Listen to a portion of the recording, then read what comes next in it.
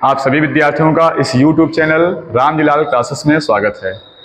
हम लोग पढ़ रहे थे क्लास 12th में स्थिर वैद्युत विभव तथा धारिता चैप्टर में विभव का अक्ष पर निरक्ष पर व्यंजक पढ़ा था और फिर उस विभव के लिए हमने पढ़ा था कि अगर कोई आवेशित कण है और किसी भी एक समान वैद्युत क्षेत्र में वो जब गति करता है तो उसके गति के लिए उसकी जो स्पीड होती है, जो चाल होती है, वो क्या होती है? वो चाल निकल के आई थी, आपको याद होगा, v बराबर √2qv/m। ये v वेलोसिटी थी और ये v पोटेंशियल यानी विभव था। और उस कण की जो गतिज ऊर्जा थी वो निकल के आई थी k बराबर qv।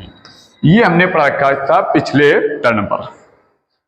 आज का जो वीडियो है वेरी इंपॉर्टेंट है, बहुत ध्यान से पढ़ना है, क्योंकि इस वीडियो में जो आप पढ़ेंगे उसके क्वेश्चन कंपटीशन में भी पूछे जाते हैं और यहाँ तो एग्जाम में पूछे जाते हैं। प्रश्न क्या पढ़ना है? 2 क्वेश्चन आपको पढ़ने होंगे इस वीडियो में। पहला प्रश्न ये होगा कि अगर कोई आवेशित कण है और वो आवेशित कण एक समान विद्युत क्षेत्र में गति करता है, तो जो गति करेगा तो उसका पथ कैसा होगा? और कैसी जब गति कर रहा हो, समांतर गति कर रहा है वैद्युत क्षेत्र के या लंबवत गति कर रहा है, तो दोनों कंडीशनों पर उसका जो पथ बनता है, जो रास्ता बनेगा उसका, वो किस पथ को लेगा। पथ कई प्रकार के होते हैं। एक सरल रेखीय पथ होता है, सीधी रेखा में जा रहा हो।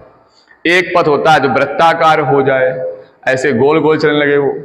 एक पथ होता है जो परवलय के आकार का हो जाए, है ना, कुछ वक्राकार चल जाए। तो कुछ इस प्रकार के पथ होते हैं। कब कैसा पथ होगा, इन सब बातों को इस वीडियो में आपको समझना है। तो हमारा जो टारगेट रहेगा, जो हमारा प्रश्न रहेगा पहला, वो ये रहेगा कि एक समान वैद्युत क्षेत्र में आवेशित कण का पथ, अगर एक समान आवेशित कण में कोई चार्ज पार्टिकल जा रहा है तो उसका पथ कैसा होगा और वो किस कंडीशन पर कैसा पथ रहेगा। आइए देखिए।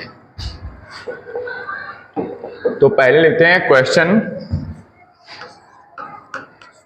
क्वेश्चन है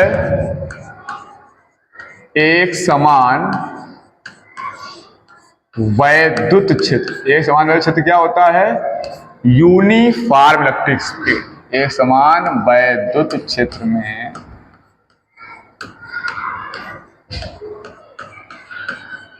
गतिमान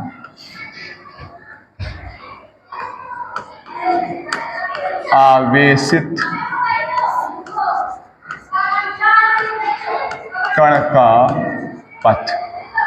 एक समान वैद्युत क्षेत्र में गतिमान आवेशित कण का पथ।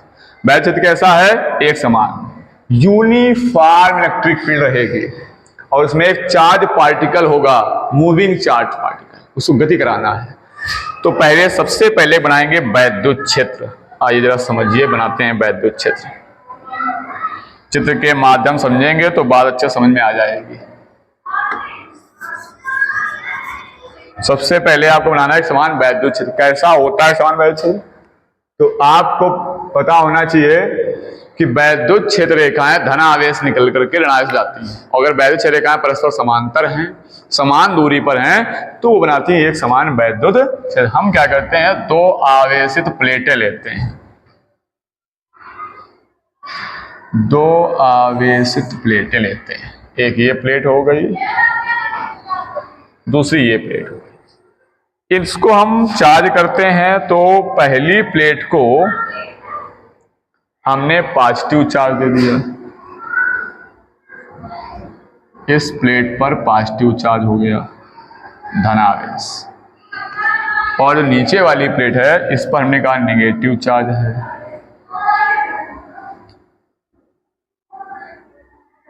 दोनों कैसे चार्ज किया गया है? ये प्लेट पॉजिटिव है, ये नेगेटिव, दोनों 36 प्लेटें हैं, एक दूसरे समांतर है।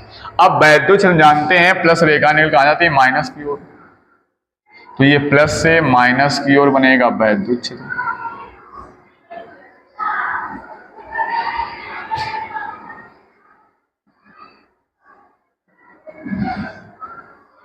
ये वैद्युत क्षेत्र होना चाहिए कैसा? एक समान होना चाहिए। एक समान वैद्युत क्षेत्र की कंडीशन होती है कि जब वैद्युत क्षेत्र रेखाएं हैं वो परस्पर समांतर हों और समान दूरी पर हों। परस्पर समांतर होनी चाहिए और समान दूरी पर होनी चाहिए। ये बन गया एक वैद्युत क्षेत्र, यानी ई का डायरेक्शन जो है वो क्या है, प्लस से माइनस की ओर। अब कोई चार्ज पार्टिकल ले लेते हैं, मान लीजिएगा ये हमारे पास कोई Q आवेश से आवेशित चार्ज पार्टिकल है। इस चार्ज पार्टिकल को इस वैद्युत क्षेत्र में हमें गति करवाना है। इसके लिए हम इसको यहां से फेंकेंगे, तो हम फेंकते कैसे हैं, अगर मान लो हमने वैद्युत क्षेत्र के समांतर पार्टिकल फेंक दिया, ऐसे वैद्युत क्षेत्र है और इसी के समांतर डाल दिया, मान लीजिए ये इलेक्ट्रिक फील्ड है और इस चार्ज को हमने ऐसे ही गति करा दिया इसी के समांतर चुंबकीय क्षेत्र के अनुदिश उसी दिशा। तो इस दिशा में जब आप करेंगे तो इसमें तो वैद्युत बल लगेगा, क्योंकि आपको पता है जब किसी वैद्युत क्षेत्र में कोई आवेशित कण होता है तो उस पर एक वैद्युत बल कार्य करता है, और वो वैद्युत बल बराबर EQ या QE जो भी लिखते हो, ये वैद्युत बल काम करता है। ये भी आपने पढ़ रखा है कि अगर वैद्युत क्षेत्र में धनावेश होता है तो उस पर वैद्युत बल वैद्युत क्षेत्र की दिशा में लगता है, और यदि ऋण आवेश है तो उस पर वैद्युत बल वैद्युत क्षेत्र के विपरीत दिशा में लगता है। अगर यहाँ पे हमने चार्ज पार्टिकल पॉजिटिव लिया होगा, सपोज करना ध्यान से, अगर इस वैद्युत क्षेत्र में ये पॉजिटिव चार्ज है तो वैद्युत बल वैद्युत क्षेत्र की दिशा में लगेगा, F बराबर EQ, ऐसे। तो इसी के समांतर आ जाएगा वैद्युत क्षेत्र, यानी यहाँ पार्टिकल रखोगे चार्ज तो वैद्युत ऐसे खींचेगा, यानी इसी वैद्युत क्षेत्र की दिशा में आ जाएगा कौन, चार्ज पार्टिकल, यानी उसका वेग इस वैद्युत क्षेत्र के समांतर होगा, एक सीधी रेखा में होगा। नहीं बात समझ में आई?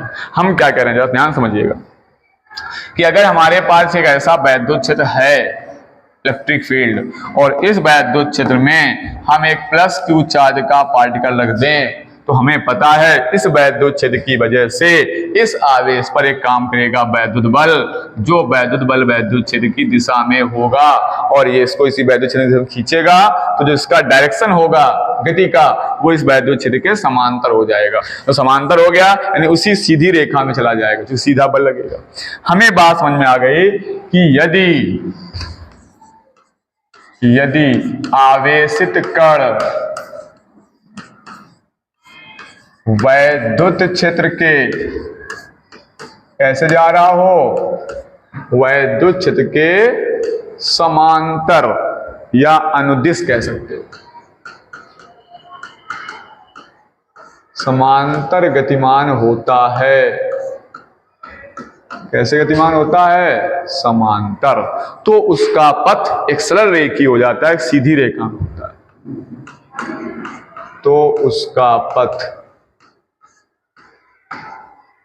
ऐसा हो जाएगा सरल रेखीय, उसका पथ हो जाएगा सरल रेखीय जब वैद्युत क्षेत्र के समांतर जा रहा होगा। अगर इसलिए माइनस चार्ज हो जाता, निगेटिव चार्ज, तो क्या होता, कुछ नहीं, अब वैद्युत बल वैद्युत क्षेत्र के विपरीत दिशा में लगेगा, ये लगेगा F बराबर EQ। अभी भी देखो सीधी रेखा में गति होगी, भले ही वैद्युत क्षेत्र उल्टा हो रही है लेकिन सीधी रेखा में होगी। तो चाहे वो निगेटिव चार्ज हो या पॉजिटिव चार्ज हो, अगर वो वैद्युत क्षेत्र के अनुदिश है, समांतर है, गति कर रहा है, तो उसकी दिशा या उसका जो पथ होगा वो हमेशा कैसा होगा, सरल रेखीय होगा, एक सीधी रेखा में। तो बहुत नॉर्मल बात हो गई। इंपॉर्टेंट बात क्या है, जब ये समांतर ना हो, आवेशित कण इस वैद्युत क्षेत्र के समांतर ना जा रहा हो, किसी एंगल पे लंबवत जा रहा हो, 90 डिग्री कोण पे जा रहा हो, ऐसे वैद्युत क्षेत्र और ऐसे कण जा रहा हो, तब कंडीशन बदलती है। तब कंडीशन क्या हो जाएगी, देखिए कि अगर हम चार्ज पार्टिकल को v वेलोसिटी से फेंकेंगे तो हो सकता है वो चार्ज पार्टिकल हमारा ऐसे गति करे, इस प्रकार से। तुम सोच रहे हो ऐसे गति क्यों कर रहा होगा, कारण समझिए, आपने इसको फेंका था इस प्रकार से, ऐसे v वेलोसिटी से, लेकिन जो वैद्युत बल लगेगा वो वैद्युत क्षेत्र की दिशा में लगेगा, क्योंकि आपने चार्ज पार्टिकल को पॉजिटिव ले रखा है। ये चार्ज पार्टिकल ऐसे जा रहा होगा, इस पर वैद्युत बल कहां लगेगा, वैद्युत क्षेत्र की दिशा को, जैसे ये जाएंगे, ये देखिएगा ऐसे जा रहा है। अब इसको हमने फेंका तो ऐसे है, लेकिन वैद्युत बल कहां लगेगा, प्लस से माइनस की ओर वैद्युत क्षेत्र की दिशा में, तो इसको ऐसे खींचेगा, जब ऐसे खींचेगा इसका पथ ऐसा हो जाएगा। अगर पॉजिटिव चार्ज है धन आगे से तो ऐसे बल लग रहा होगा वैक्ष दिशा में, तो उसको ऐसे खींचेगा। कण आगे जाना चाह रहा है लेकिन उसको ऐसे खींच रहा है, तो क्या होगा, उसको झुकता जाएगा नीचे से, इस प्रकार चलता जाएगा। और अगर निगेटिव चार्ज हो जाए तो निगेटिव चार्ज में वैद्युत बल कहां लगेगा, वैद्युत क्षेत्र की दिशा में, तो हो सकता है इस पे बल ऐसे लगेगा, तो उल्टा लगेगा। तो ये हो सकता है, ऐसा कुछ हो सकता है। अगर निगेटिव चार्ज है, अगर निगेटिव चार्ज है तो ऐसे भी जा सकता है, या तो इसका पता ऐसा रहेगा या इसका पता ऐसा रहेगा। बात को समझने की कोशिश करिएगा। वैद्युत क्षेत्र आपका इस प्रकार का है, कण को आपने ऐसे फेंका, पॉजिटिव चार्ज है तो कण को जाना ऐसे आपने फेंका, ऐसे वेलोसिटी ये, लेकिन ये क्या करेगा, इस वैद्युत क्षेत्र में वैद्युत बल नीचे लगेगा, इसको वैद्युत बल नीचे खींचेगा F बराबर इक्वल, तो इसकी गति ऐसी हो जाएगी। इतनी बात समझनी है आपको। अब ये देखो, ये दो दिशाओं में गति कर रहा है, एक्स के डायरेक्शन में भी जा रहा है, वाई के डायरेक्शन में भी जा रहा है, एक्स और वाई दो दिशाओं में गति कर रहा है। जो एक्स दिशा में गति करता है, जो एक्स, मान लीजिए अभी हमने फिलहाल इसको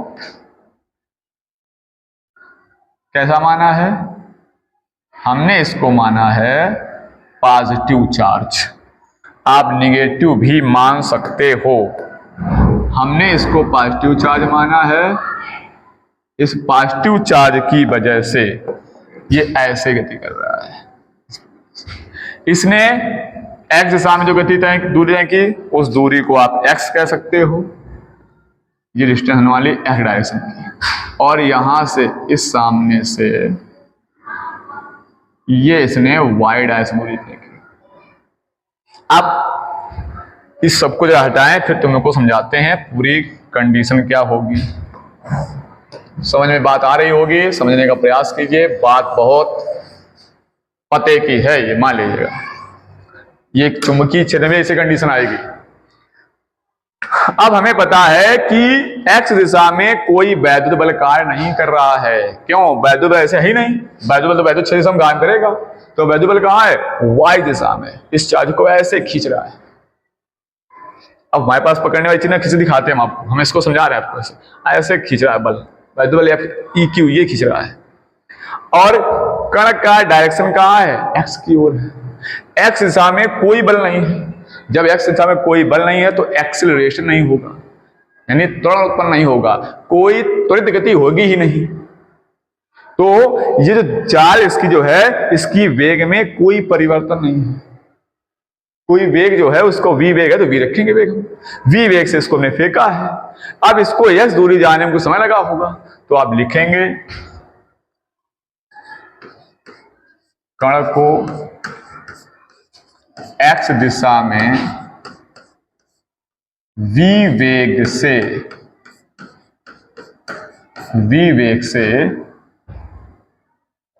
x v वेग से चलने पर t समय पश्चात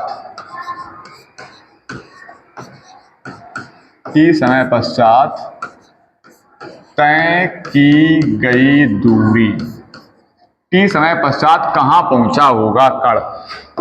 देखिए, दूरी बराबर होता है चाल गुणा समय, दूरी और चाल गुणा समय, क्योंकि यहाँ एक्सेस तो है नहीं, बल जीरो है, क्योंकि कोई बल एक्स दिशा में कार्य नहीं कर रहा है। तो यहाँ समय निकालेंगे तो t बराबर समय निकल के आ जाएगा x अपान v। इतने समय में इतना समय लगा यहाँ तक इसको पहुंच जाने में। अब लेकिन जब y दिशा की आप बात करोगे तो y दिशा में प्रारंभिक उद्वेग क्या है, 0 है। y दिशा में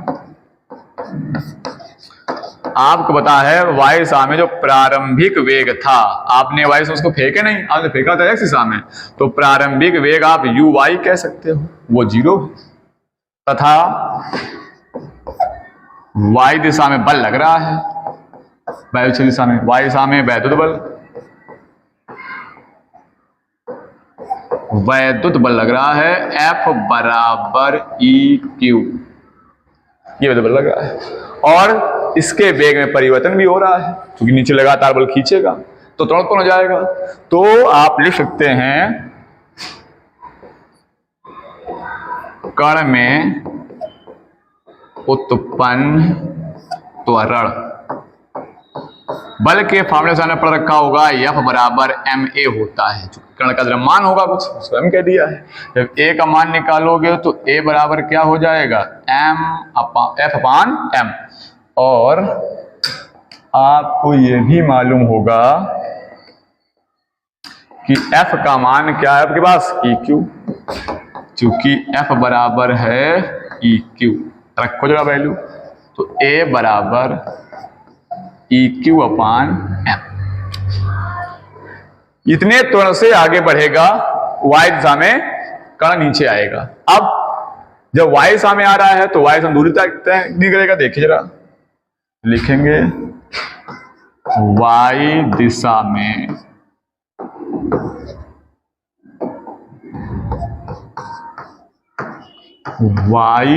में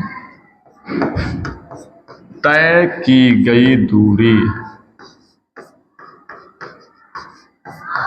बताओ भाई दूरी क्या होती है?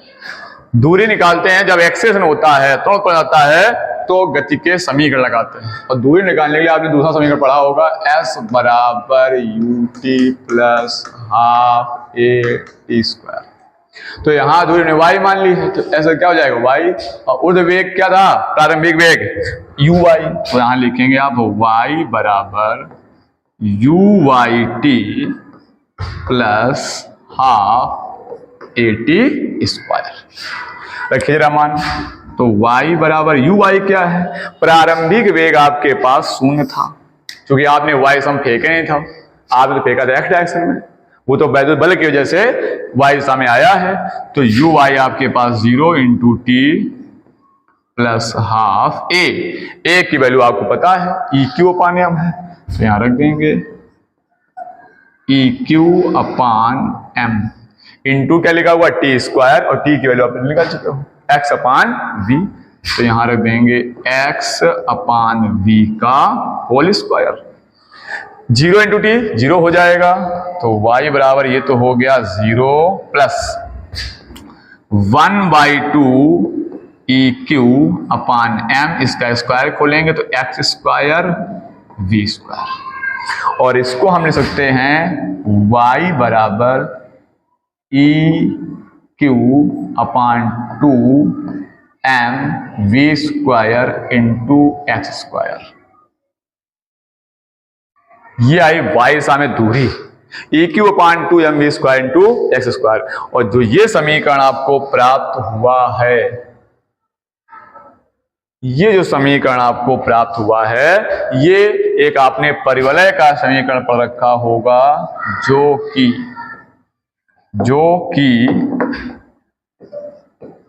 परवलय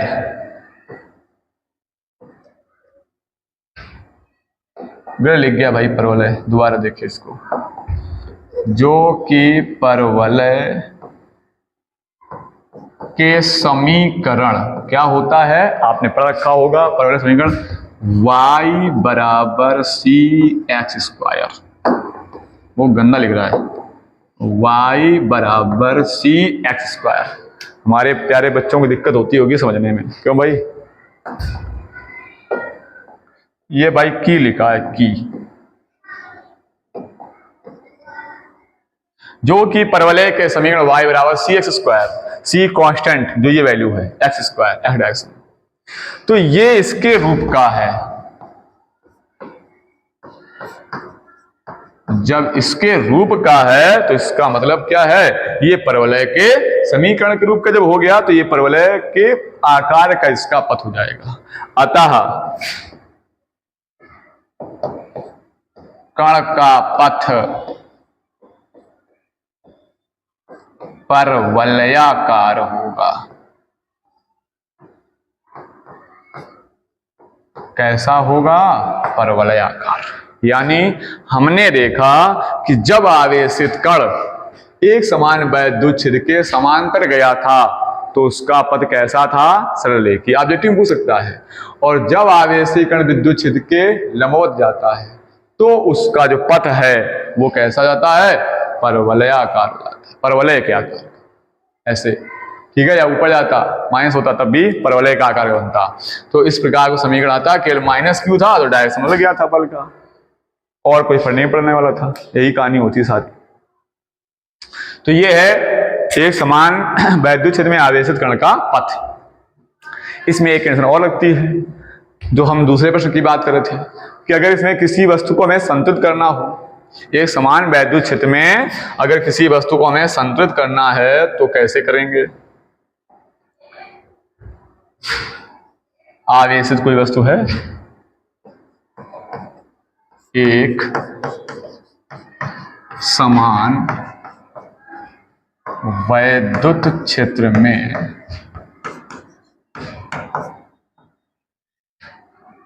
आवेशित कण का संतुलन,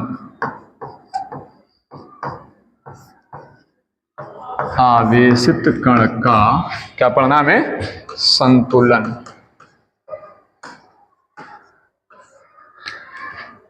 अगर इसमें कोई चार्ज पार्टिकल है इसी वैद्युत क्षेत्र, जो आपके वैद्युत क्षेत्र देख रहे हो, इसी वैद्युत एक समान वैद्युत क्षेत्र में अगर कोई आपका चार्ज पार्टिकल है, ये मान इसके पास आवेश है, अगर निगेटिव चार्ज है तो इस पर वैद्युत कहां लगेगा, वैद्युत क्षेत्र के विपरीत सामने,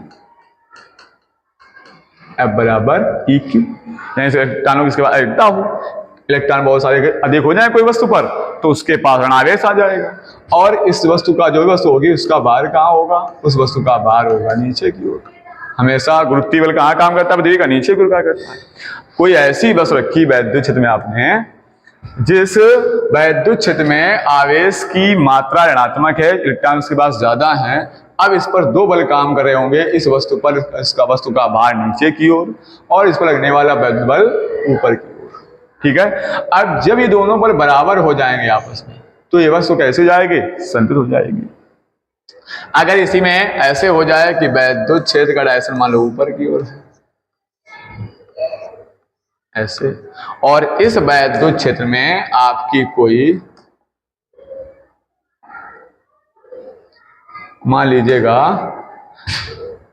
पॉजिटिव चार्ज वाली वस्तु रखी है जिसके पास धनावेश है, अब इस पर वैद्युत बल कहां लगेगा, F बराबर वही ऊपर की ओर,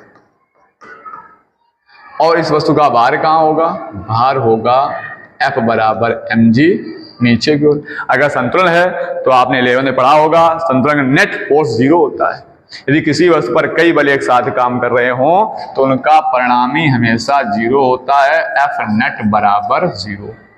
क्या है F नेट 0, यानी कि इन दोनों बलों का परिणामी 0 हो जाएगा, यानी EQ अपोजिट डायरेक्शन में है माइनस mg, दोनों नेट बल हो गए बराबर 0, तो EQ बराबर mg, ये कंडीशन बन जाती है। इस EQ बराबर mg से किसी का मान निकाल सकते हो, E का, Q का, M का, इसका मान निकालना हो तो इस फार्मूले से आप वो वैल्यू निकाल सकते हो।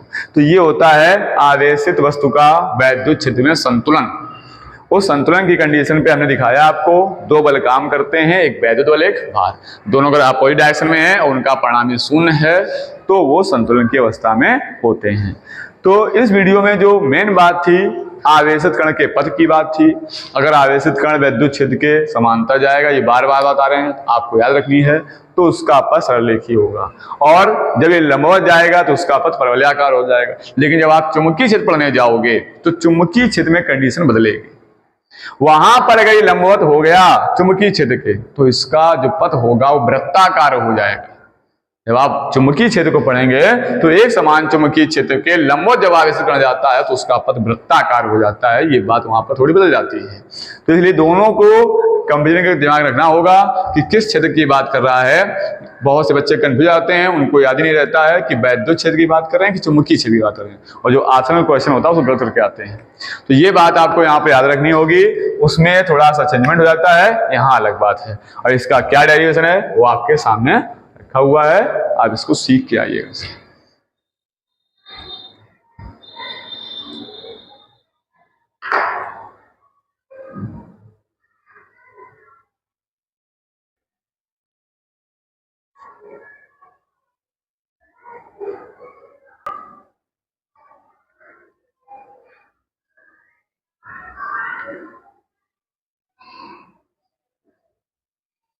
है।